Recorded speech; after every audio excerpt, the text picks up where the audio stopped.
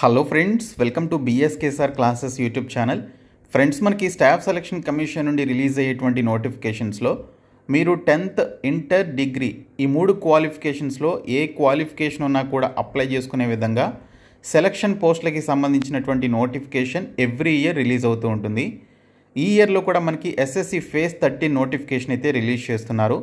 So ఈ నోటిఫికేషన్కి సంబంధించినటువంటి qualifications, age limit, syllabus and examination ప్యాటర్న్కి సంబంధించిన A to Z complete information చెప్తాను. మీరు చివరి వరకు చూడండి. మీకు ఈ రిక్రూట్మెంట్కి సంబంధించి కంప్లీట్ ఇన్ఫర్మేషన్ అయితే తెలుస్తుంది. సో వీడియో చూస్తున్నటువంటి వారు వీడియోని లైక్ చేసి ఛానల్ని సపోర్ట్ చేయండి. చాలామంది వీడియోస్ చూస్తున్నారు కానీ లైక్ చేయట్లేదు. ఫస్ట్ టైం మన ఛానల్ని విజిట్ చేస్తే సబ్స్క్రైబ్ చేసుకొని బెల్ సింబల్ని యాక్టివేట్ చేసుకోండి. ఫ్రెండ్స్, మీరు స్టాఫ్ సెలక్షన్ కమిషన్ ఎస్ఎస్సికి సంబంధించినటువంటి జాబ్స్ క్యాలెండర్ 2025 అండ్ 26 చూసినట్లయితే ఇందులో మనకి సెలక్షన్ పోస్ట్ ఫేజ్ 13కి సంబంధించిన నోటిఫికేషన్ ఎప్పుడు రిలీజ్ చేస్తారు, వీటికి సంబంధించినటువంటి కంప్యూటర్ బేస్డ్ ఎగ్జామినేషన్స్ ఎప్పుడు కండక్ట్ చేస్తారనేది ఈ క్యాలెండర్లో క్లియర్గా మెన్షన్ చేశారు. సో మనకి ఈ ఫేజ్ 13 సెలక్షన్ పోస్టులకి సంబంధించిన నోటిఫికేషన్ నెక్స్ట్ మంత్ ఏప్రిల్ 16న నోటిఫికేషన్ అయితే రిలీజ్ చేస్తున్నారు. మీరు మే 15th వరకు ఆన్లైన్లో అప్లికేషన్స్ పెట్టుకోవాలి. అప్లికేషన్స్ పెట్టుకున్నటువంటి క్యాండిడేట్స్కి 10th ఇంటర్ క్వాలిఫికేషన్ బట్టి ఎవరైతే అప్లికేషన్స్ని పెట్టుకున్నారో సో అప్లికేషన్స్ పెట్టుకున్నటువంటి క్యాండిడేట్స్కి మీ యొక్క క్వాలిఫికేషన్ని బేస్ చేసుకొని షిఫ్ట్స్ వైజ్గా మీకు జూన్, జూలై 2025న ఈ 1 month ఆఫ్ టైంలో మీకు ఆన్లైన్లో కంప్యూటర్ బేస్డ్ ఎగ్జామినేషన్స్ అయితే కండక్ట్ చేయడం జరుగుతుంది. అయితే మనకి లాస్ట్ ఇయర్ 2024లో నోటిఫికేషన్ రిలీజ్ చేసినప్పుడు 2049 వేకెన్సీస్ని అయితే రిలీజ్ చేయడం జరిగింది. సో ఈ ఇయర్ మనకి కొంచెం పెరిగే అవకాశం కూడా ఉంది. 3500 నుంచి 4000 వేకెన్సీస్ వరకు మనం ఎక్స్పెక్టేషన్ అయితే చేయొచ్చు. సో లాస్ట్ ఇయర్ మనకి రిలీజ్ అయినటువంటి నోటిఫికేషన్ని బేస్ చేసుకొని ఈ రిక్రూట్మెంట్కి సంబంధించిన కంప్లీట్ డీటెయిల్స్ చెప్తాను, మీరైతే చూడండి. ఇందులో మనకి ఇక్కడ చూసుకుంటే మెట్రికులేషన్ లెవెల్లో, 10+2 లెవెల్లో, డిగ్రీ లెవెల్లో మనకి జాబ్స్ అయితే ఉంటాయి. సో వాటికి సంబంధించిన ఏజ్ లిమిట్స్ ఏంటి, ఆ పోస్టుల వివరాలు ఏంటి, ఆ పోస్టులకి సంబంధించి మీకు ఉండవలసినటువంటి క్వాలిఫికేషన్స్ ఏంటి, టోటల్ ఎన్ని వేకెన్సీస్ ఉన్నాయి, అలాగే కేటగిరీ వైజ్గా ఎన్ని వేకెన్సీస్ ఉన్నాయనేది ఇక్కడ మనకి టోటల్గా ఈ టేబుల్లో రీజియన్ల వారీగా చూపించడం జరుగుతుంది. సో ఇక్కడ చూసుకుంటే మెట్రికులేషన్కి సంబంధించి మీరు ఆ పోస్టులకి అప్లై చేయాలి అంటే 18 నుంచి 27 సంవత్సరాల వరకు మ్యాక్సిమం మీకు వయసు అయితే ఉండాలి. ఏ డిపార్ట్మెంట్లో మీకు వేకెన్సీస్ ఉన్నాయనేది కూడా చూపించారు. ఆ పోస్ట్ నేమ్ వచ్చేసి టెక్నికల్ అటెండెంట్ అనమాట. ఇలాగ మనకి junior engineer communication, textile designer, technical superintendent, అలాగే driller, field assistant, laboratory attender, ఈ విధంగా మనకి కేకేఆర్కి సంబంధించినటువంటి రీజియన్లో మనకి వేకెన్సీస్ ఉన్నట్లుగా లాస్ట్ ఇయర్ నోటిఫికేషన్లో క్లియర్గా మెన్షన్ చేయడం జరిగింది. సో ఇందులో మనకి గ్రాడ్యుయేషన్తో కూడా మనకి ఇక్కడ ఆ పర్టికులర్ క్వాలిఫికేషన్స్ ఉన్నటువంటి వారికి వేకెన్సీస్ ఉంటాయి. Like assistant store department, program assistant, junior technical assistant, అలాగే ట్యాక్సీ డెంటిస్ట్ అనేటువంటి పోస్టులు, అలాగే లైబ్రరీ అండ్ ఇన్ఫర్మేషన్ అసిస్టెంట్ అని ఇలాగ డిగ్రీ క్వాలిఫికేషన్తో అప్పర్ డివిజన్ క్లర్క్ యూడీసీ అనేటువంటి పోస్టులు కూడా ఉంటాయి. సో మీరు ఈ పోస్టులకి సంబంధించి అప్లై చేయాలి అంటే మీకు మినిమం 10th లేదా ఇంటర్మీడియట్ లేదా డిగ్రీ క్వాలిఫికేషన్ ఉంటే ఈ పోస్టులకి మీరు అప్లై చేసుకోవచ్చు. ఈ మూడిట్లో మీకు ఏ ఒక్క క్వాలిఫికేషన్ ఉన్నా కూడా మీరు అప్లై చేసుకోవచ్చు. ఏజ్ లిమిట్ విషయానికి వస్తే మినిమం 18 నుంచి మ్యాక్సిమం మీకు 30 సంవత్సరాల వరకు మీకు ఏజ్ లిమిట్ అయితే ఈ పోస్టులను అనుసరించి ఉండాల్సి ఉంటుంది. అయితే ఇందులో కొన్ని పోస్టులకి ఎక్స్పీరియన్స్ అడుగుతాడు, కొన్ని పోస్టులకి ఎక్స్పీరియన్స్ ఉండదు. సో ఎక్స్పీరియన్స్ లేనటువంటి పోస్టులకి సంబంధించి ఎవరైతే ఫ్రెషర్స్ ఉన్నారో వారు అప్లై చేసుకోవచ్చు అనమాట. ఇక్కడ మనకి సౌత్ రీజియన్కి సంబంధించి కూడా వేకెన్సీస్ అయితే లాస్ట్ ఇయర్ నోటిఫికేషన్లో చూపించారు. సో అవేంటనేది మీరు చూడొచ్చు. Master grade 1 senior technical assistant, driver cum mechanic, assistant welfare administrator, cook, అలాగే veterinary compounder, girl cadet instructor, canteen attendant, సైజ్, ఎక్స్రే టెక్నీషియన్, అలాగే మనకి ఇక్కడ swimming coach, administrative assistant or junior assistant అని చెప్పేసి ఇలాగ మనకి డిఫరెంట్ టైప్స్ ఆఫ్ పోస్టులని సెంట్రల్ గవర్నమెంట్ డిపార్ట్మెంట్స్ ఏవైతే ఉన్నాయో ఆ డిపార్ట్మెంట్స్లో ఫుల్ఫిల్ చేయడానికి సంబంధించి మనకి రీజియన్ల వారీగా ఉన్నటువంటి వేకెన్సీస్తో 10th ఇంటర్ డిగ్రీ క్వాలిఫికేషన్ కలిగినటువంటి వారికి, ఎక్స్పీరియన్స్ ఉన్నటువంటి వారికి అండ్ ఎక్స్పీరియన్స్ లేనటువంటి వారికి కూడా ఈ వేకెన్సీస్ అయితే ఎవ్రీ ఇయర్ రిలీజ్ అవుతూ ఉంటాయండి. సో మంచి వేకెన్సీసే. సో చాలా తక్కువ మంది పోటీ పడతారు. ఎందుకనేది ఇప్పుడు చెప్తాను.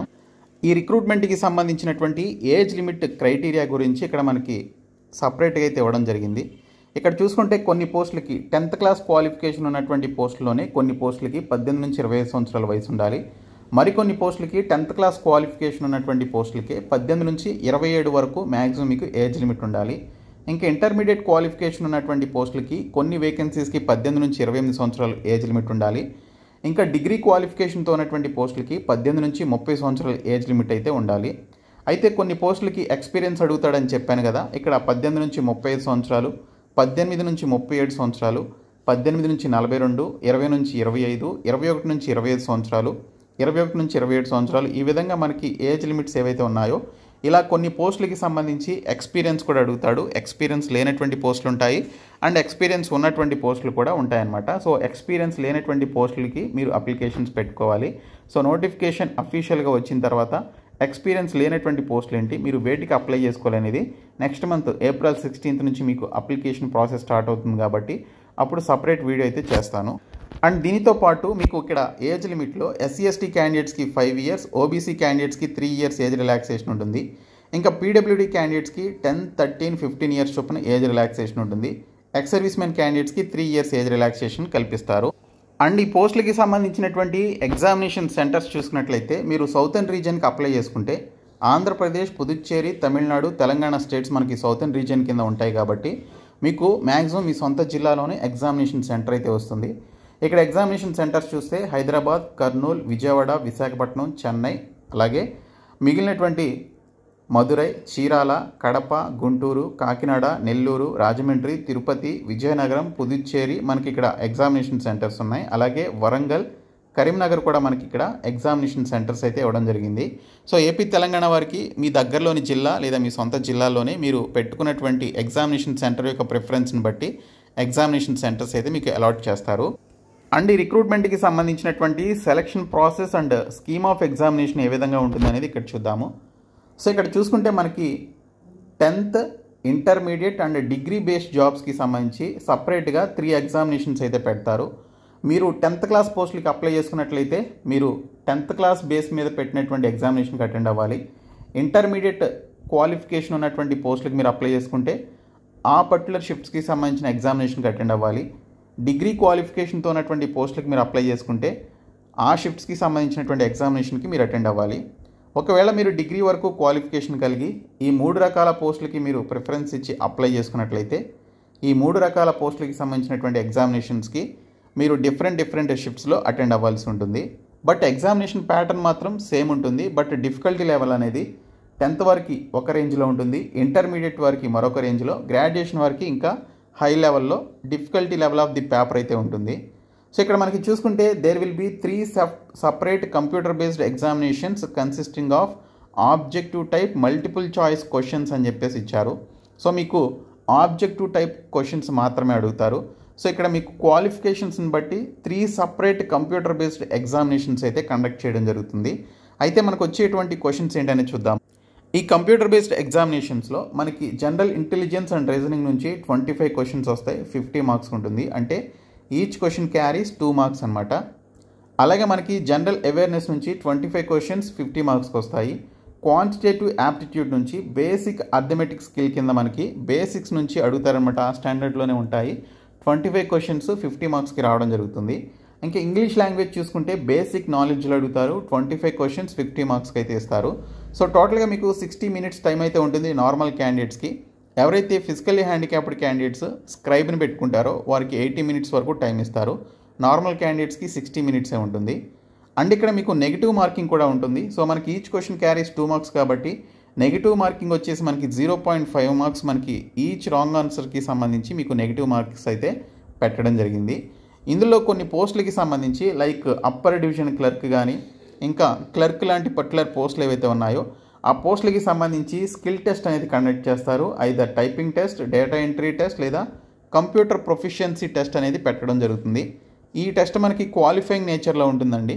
సో మీరు క్వాలిఫై అయితే సరిపోతుంది, కానీ మీకు రిటన్ ఎగ్జామినేషన్ ఏదైతే ఉందో ఈ రిటన్ ఎగ్జామినేషన్లో మీకు మెరిట్ వస్తేనే మీకు జాబ్ అయితే ఇవ్వడం జరుగుతుంది. కాబట్టి మీరు ఇక్కడ ఈ పర్టికులర్ ఎగ్జామినేషన్ని క్వాలిఫై అవ్వాలి, అంటే స్కిల్ టెస్ట్ని క్వాలిఫై అవ్వాలి, రిటన్ ఎగ్జామినేషన్లో మంచి మార్కులు అయితే రావాల్సి ఉంటుంది.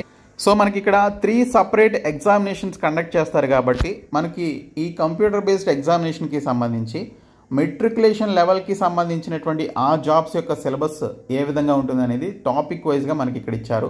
జనరల్ ఇంటెలిజెన్స్, జనరల్ అవేర్నెస్, అలాగే క్వాంటిటేటివ్ యాప్టిట్యూడ్, అలాగే ఇంగ్లీష్ లాంగ్వేజ్కి సంబంధించినటువంటి టాపిక్స్ ఏవైతే ఉన్నాయో సో వాటికి సంబంధించి 10th బేస్ లెవెల్లో మెట్రికులేషన్ లెవెల్లో ఉన్నటువంటి పోస్టులకి సంబంధించిన సిలబస్ అయితే ఇవ్వడం జరిగింది. సో ఇక్కడ రీజనింగ్లో చూసుకున్నట్లయితే కోడింగ్ అండ్ డీకోడింగ్, అలాగే నంబర్ సిరీస్, లెటర్ సిరీస్, అలాగే బ్లడ్ రిలేషన్స్తో పాటు డైరెక్షన్ సెన్స్ టెస్ట్, ఓకే, తర్వాత ర్యాంకింగ్ టెస్ట్, అలాగే మిర్రర్ ఇమేజెస్, వాటర్ ఇమేజెస్, దీనితో పాటు మీకు ఎంబెడెడ్ ఫిగర్స్ అని చెప్పేసి ఉంటాయి అవి. ఈ విధంగా మీకు క్వశ్చన్స్ అయితే వస్తాయి. మీకు ఎస్ఎస్సి సిలబస్ తెలిసినటువంటి క్యాండిడేట్స్ ఎవరైతే ఉన్నారో సో ఆ సిలబస్సే ఉంటుంది. ఓకే, సో సిలబస్ మీరు ఎస్ఎస్సిలో ఏ కాంపిటేటివ్ ఎగ్జామినేషన్కి ప్రిపేర్ అయినా సేమ్ సిలబస్ ఉంటుంది. బట్ పేపర్ యొక్క డిఫికల్టీ లెవెల్ అనేది ఆ జాబ్స్కి సంబంధించిన క్వాలిఫికేషన్ బేస్ చేసుకుని డిఫికల్టీ లెవెల్లో చేంజెస్ అయితే ఉంటాయి. ఇంకా జనరల్ అవేర్నెస్ విషయానికి వస్తే ఓకే, జిఏ, జిఎస్ లేదా జీకేకి సంబంధించి చూసుకున్నట్లయితే మనకి కరెంట్ అఫైర్స్ నుంచి క్వశ్చన్స్ అయితే రావడం జరుగుతుంది. ఇండియన్ హిస్టరీ, అలాగే culture, geography, economic scene, general polity including Indian constitution, అలాగే సైంటిఫిక్ రీసెర్చ్ అనేటువంటి టాపిక్స్తో పాటు స్పోర్ట్స్కి సంబంధించినటువంటి టాపిక్స్ నుంచి కూడా మనకి క్వశ్చన్స్ అయితే రావడం జరుగుతుంది. ఇంకా క్వాంటిటీ యాప్టిట్యూడ్ చూసుకున్నట్లయితే number systems, computation of whole numbers, decimals and fractions, అలాగే relationship between numbers, fundamental arithmetical operations, percentages, ratio and proportions, అలాగే యావరేజెస్, ఇంట్రెస్ట్ అంటే simple interest and compound interest, profit and loss, discounts, use of tables and graphs, mensuration, time and distance, ratio and time, అలాగే time and work అనేటువంటి టాపిక్స్ నుంచి మనకి questions వస్తాయి. ఇంక English language చూసుకున్నట్లయితే మనకి vocabulary, grammar, sentence structure, synonyms and antonyms, అలాగే మనకి correct usage of the particular ఫ్రేజెస్కి సంబంధించినటువంటి క్వశ్చన్స్ వస్తాయి. ఇందులో మనకి వన్ వర్డ్ సబ్స్టిట్యూషన్స్ ఉంటాయి, ఈడియమ్స్ ఉంటాయి, అలాగే దీనితో పాటు ఫిల్ ఇన్ ద బ్లాంక్స్ ఉంటాయి, ఎర్రర్ కరెక్షన్స్ ఉంటాయి, సెంటెన్స్ రీఅరేంజ్మెంట్ కూడా అడగొచ్చు, అలాగే కాంప్రహెన్షన్ పాసేజ్ కానీ లేదా క్లోజ్ టెస్ట్ కానీ అడుగుతాడు. సో ఈ విధంగా మనకి సిలబస్ అయితే ఉంటుంది.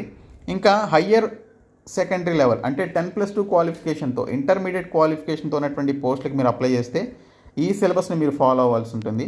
సో పైన చెప్పినటువంటి సిలబస్సే ఉంటుందండి. పైన మనం ఏదైతే సిలబస్ చెప్పామో అదే సిలబస్ మనకి ఇక్కడ ఈ ఇంటర్మీడియట్కి సంబంధించినటువంటి జాబ్స్ కూడా ఉంటుందన్నమాట. సో వీటికి సంబంధించి మీకు డిఫికల్టీ లెవెల్ అనేది పెరుగుతుంది. సిలబస్ మ్యాక్సిమం మనకి సేమ్ అయితే ఉంటుంది.